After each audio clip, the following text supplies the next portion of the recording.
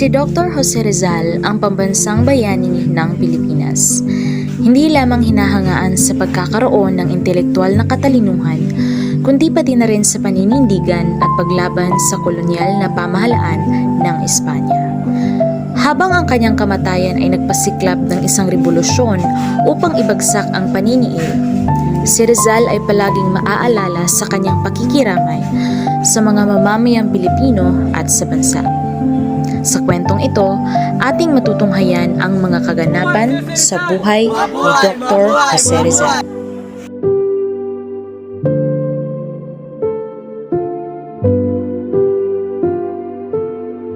Consumatumes! Fire!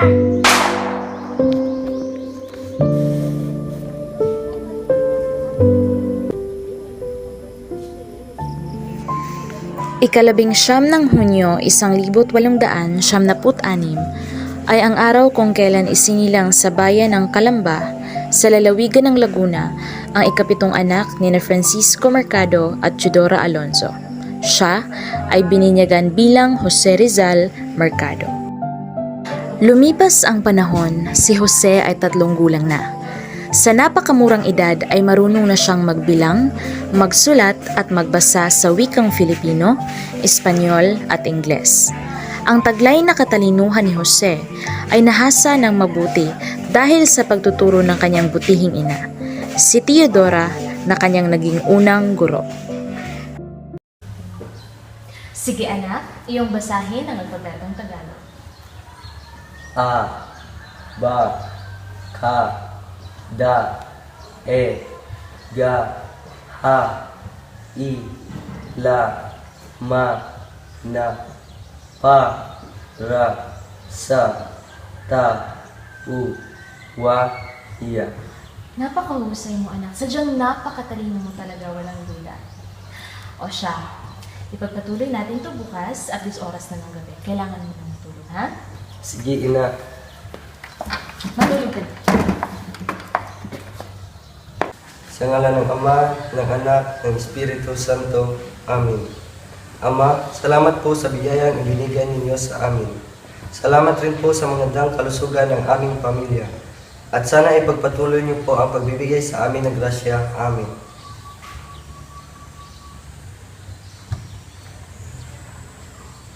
Makalipas ang maraming buwan, sa taon ding iyon, tinuruan si Jose ng iba't ibang pribadong tagapagturo gaya na lamang ni na Maestro Celestino na nagturo sa kanya sa pagbasa, pagsulat, relihiyon at sa asignaturang matematika. Mahusay.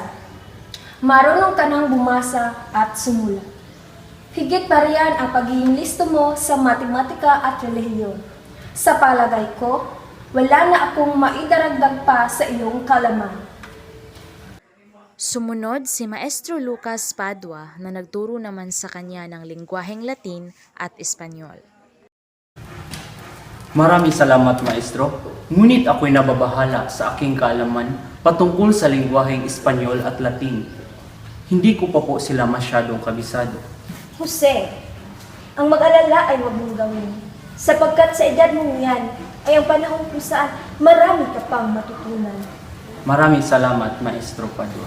At ang panghuli ay si Maestro Leon Monroy na nagturo sa kanya na pahalagahan ang sining. Jose, tunay na nga mahilig ka sa sining, pag-iiskultura at pagpipinta. At higit sa lahat, ang pagsulat ng tula.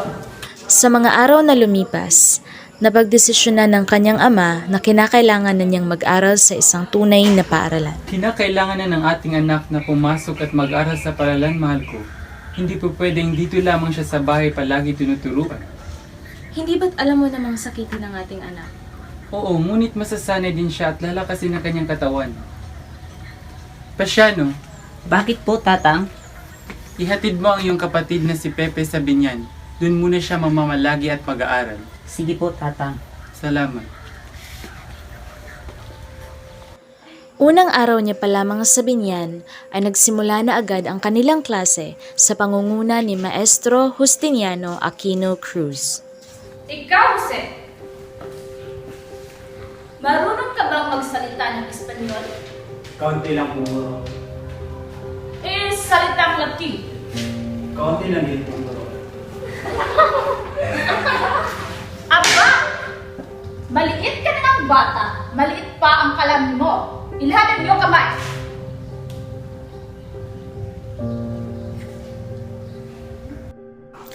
Bagamat siya ay halos araw-araw na kinukutya at madalas na pinapalo ng guro, ay nagawa niya pa ding makapag-aral ng mabuti at mangibabaw sa lahat ng mag-aaral sa binyan sa pang-akademiko.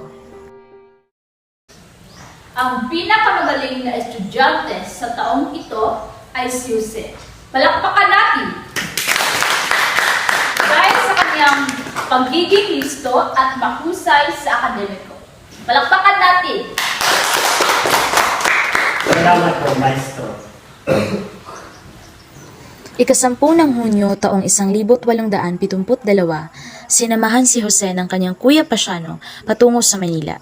Dooy nagbakasakali siyang makapasok sa Universidad ng Ateneo. Hindi ka namin maaaring tanggapin. Dahil una, ikay nahuli na sa itinilagang araw ng rehistrasyon. Ikalawa, ikay mukhang sakitin at patpatin sa iyong edad. Umanin po, Padre Maging.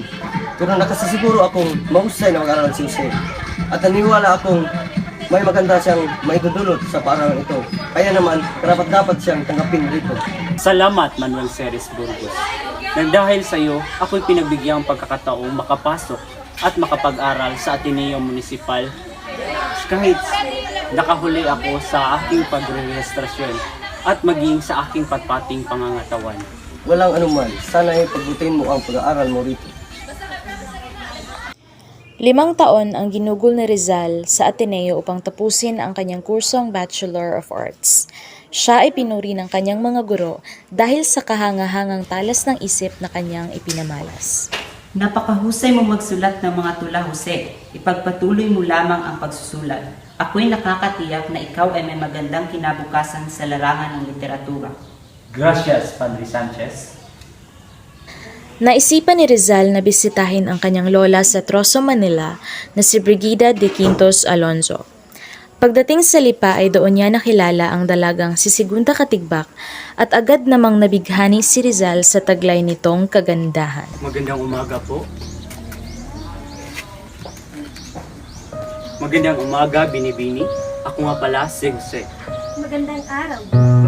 Sigunda. Doon nagsimula ang kanilang pagkilala sa isa't isa.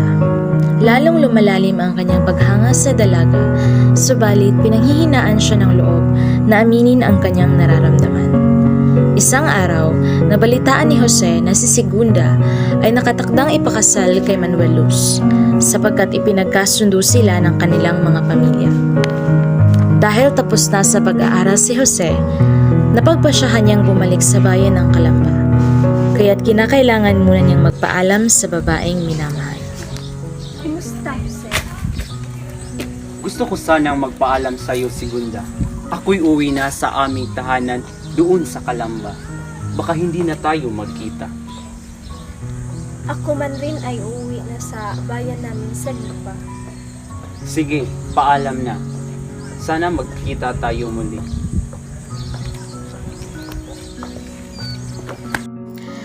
Isang buwan ang lumipas matapos makapagtapos sa Ateneo si Rizal. Kumuha siya ng ibang kurso at nagdesisyong pumasok sa Universidad ng Santo Tomas. Sa pagkakataong ito, kinuha niya ang kursong Pilosopiya at Literatura. Sinuportahan siya ng kanyang mga magulang, subalit may bahid sila ng pag-aalala sa tinatahak nito. Sangayon ako sa iyong desisyon na mag-aral ulit. Subalit nag-aalala lamang kami ng iyong ina.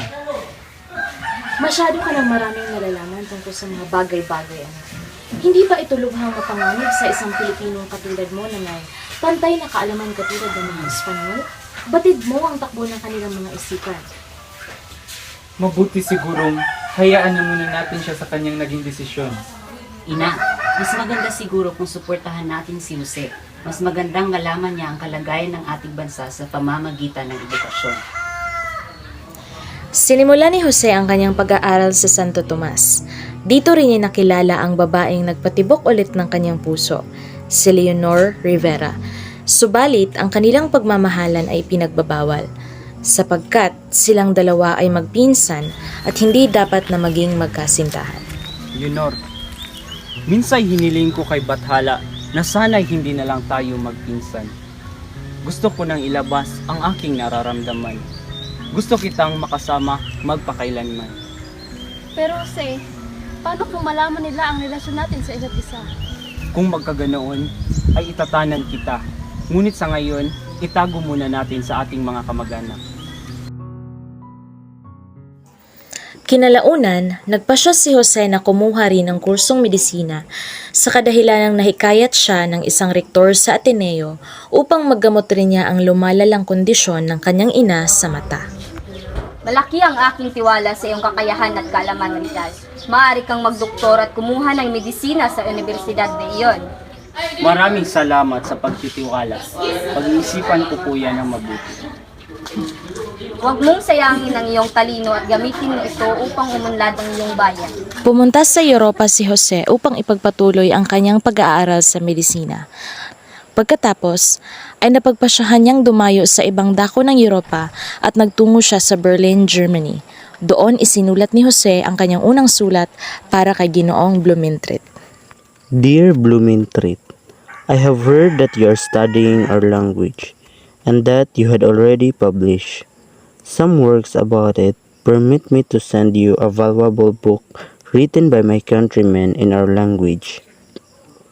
The Spanish version is mediocre because the author is only a modest writer, but the Tagalog part is good, and it is precisely the language spoken in our province. Truly yours, Rizal. Pagkaraan ng ilang taon ay natapos ang pagsulat sa kanyang unang nobela na Noli Me Tangere. Rizal, ikaw ba yan? Ano nangyari sa'yo? Uy, Viola, ikaw pala yan. Wala na kasing dumating na pera mula kay Kuya Pasiano nitong mga nakarang buwan.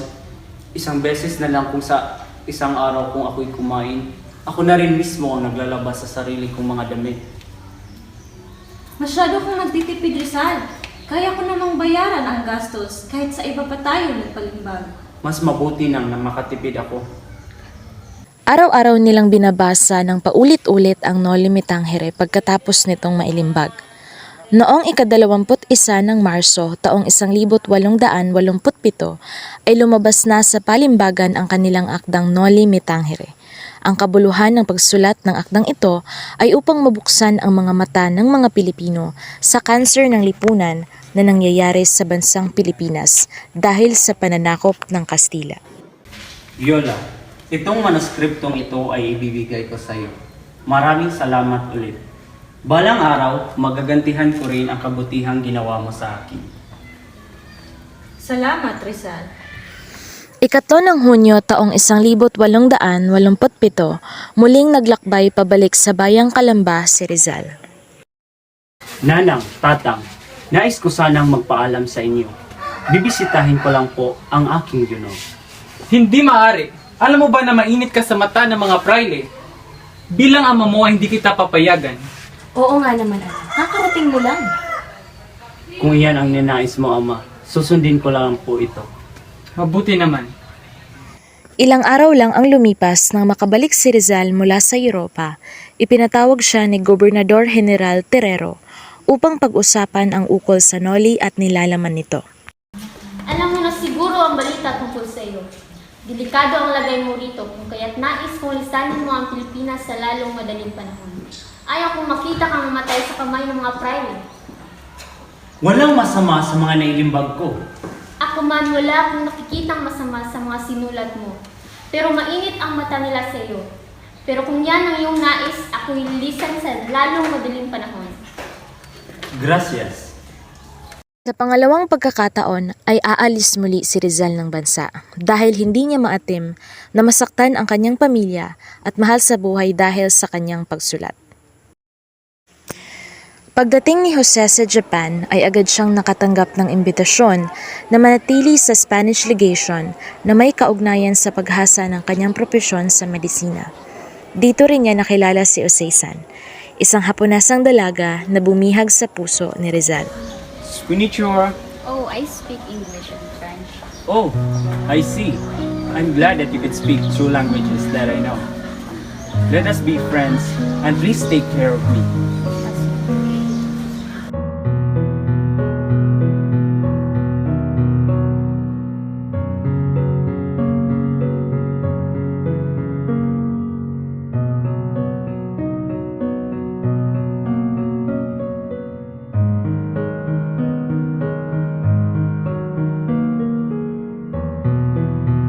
Noong ika-13 ng Abril 1888 ay nilisan ni Rizal ang bansang Japan. Napagdesisyonan niyang ipagpatuloy ang paglalakbay sa Estados Unidos. Kahit alam niya na nasaktan ang kanyang pinakamamahal na si Oseisan, ay kailangan niyang ipagpatuloy ang kanyang paglalakbay at misyong palayain ang bansang Pilipinas. Nakarating si Jose ng Paris noong Marso 1889 at siya'y lubos na nahirapan sa paghahanap ng matitirhan.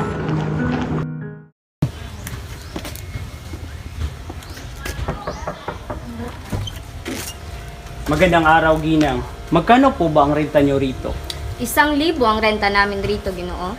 Ang mahal naman po. Wala na po bang ibababayan? Ay naku, wala na. Ganyan na talaga ang presyo ng renta rito sa Paris. Sige po, maraming salamat.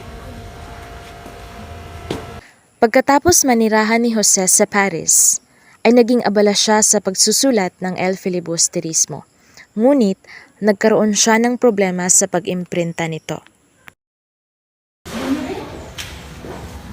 Bakit hindi mo sinabi sa akin na iyong suliranin ni Rizal? Ako'y nahihiya, kaya hindi ko sinabi ito. Ako nang bahala, kaya ko namang bayaran ilan.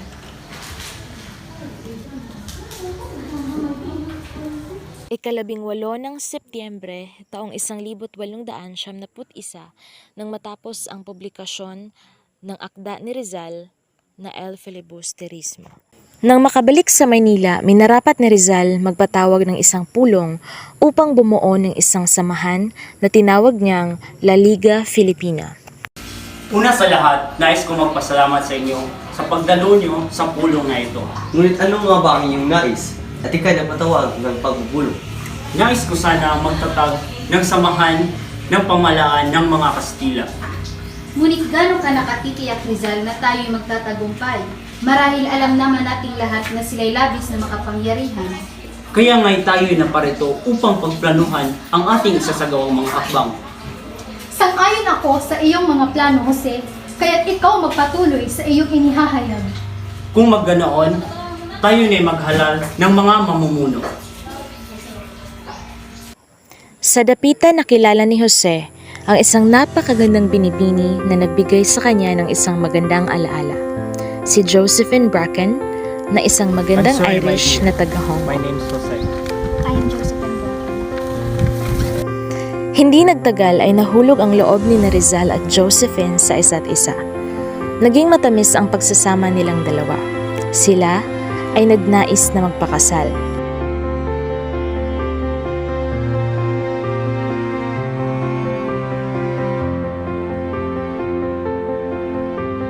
Ngunit, nang malaman ito ng ama ni Josephine ay galit na galit ito na mawala si Josephine. Josephine! I don't want you to marry him. But Father, I love him!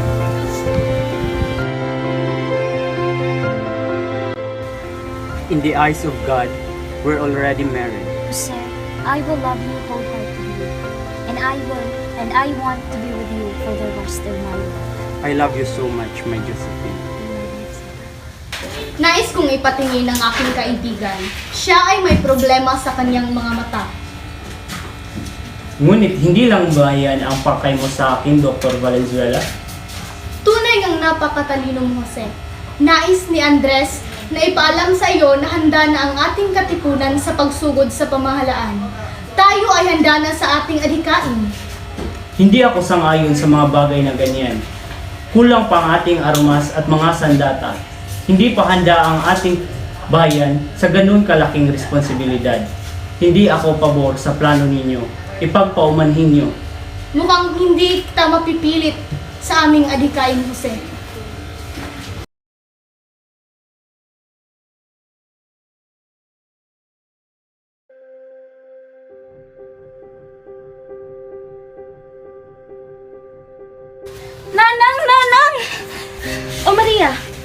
nangyari at bakit ka sumisigaw? Si Jose!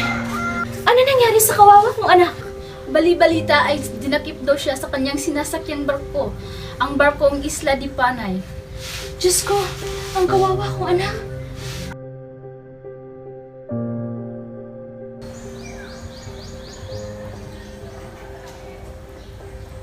Ayon sa aking pagsisiyasat, may dalawang katibayan na laban sa iyo. Hindi ito maaari. Walang mali sa mga sinulat kong akda at mga tula. Sisiguraduhin kong lilinis ang aking pangalan. Nandito tayo ngayon upang litisin si Rizal sa kanyang kasong pag-aalsa, sirisyon at pagtatag ng mga illegal na samahan. Si Rizal ay ginawa lamang ang kanyang tungkulin sa ating bayan at wala akong nakikitang masama doon. Ngunit paano mo may papaliwanag ang mga ibinibintang sa kanya ng mga hukom? Ang mga hukom ay hindi dapat maging mapaghiganti. Marapay dapat maging makatarungan. Tama. Tumahimik ang lahat! Aking sinasangayunan ang naturang hatol sa nasasaktan. Kung gayoy tapos na ang usapan, ikaw Rizal ay nahatulang barilin sa bagong bayan sa umaga ng 30 ng Disyembre. Hindi ako papayag. Wala akong kasalanan.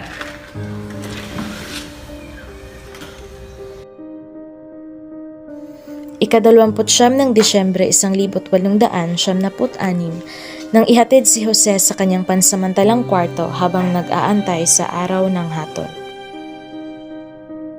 Kailangan natin gumawa ng paraan upang mailigtas si Jose Rizal. Mabuhay si Jose Rizal! Mabuhay! Mabuhay! Mabuhay! Magsitahimik! Masyadong mahigpit ang pagbabantay ng mga Kastila kay Jose. Hindi madaling magawa yung nais nyo. Handa kaming magbuwis ng buhay para lamang mailigtas si Jose Rizal. Mabuhay si Jose Rizal! Mabuhay! Mabuhay! Mabuhay! Tama na! Ako man ay gustong iligtas ang aking kapatid.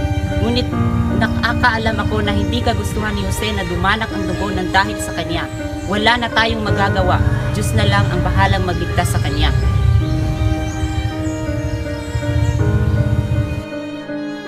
Ika-30 ng Disyembre, 1986 ay ang araw kung kailan hahatulan si Jose ng kamatayan. Siya ay nagbihis bilang paghahanda.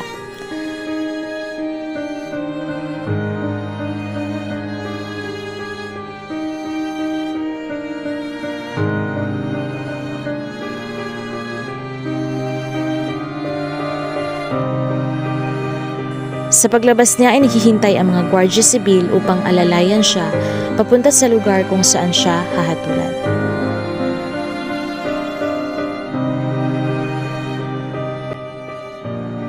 Farewell, my adored country, region beloved of the sun, pearl of the Orient Sea, our lost Eden.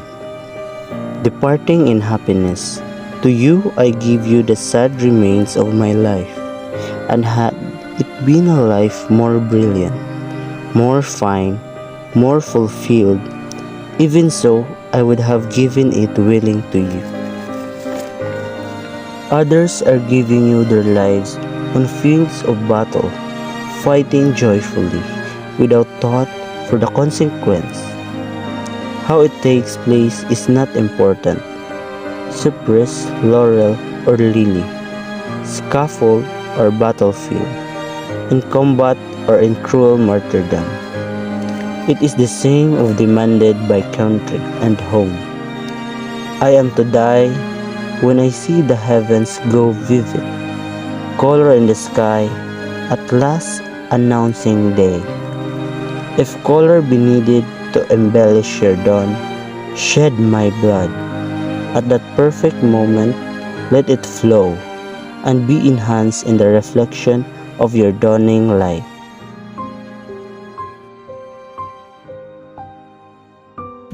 Un ultimo pabor. Let me face the firing squad. Impossible! Do not please spare my head. In the name of the King of Spain, anyone who raises his voice in favor of the criminal will also be executed. Ready! Load! Aim! Consumatum est! Fire!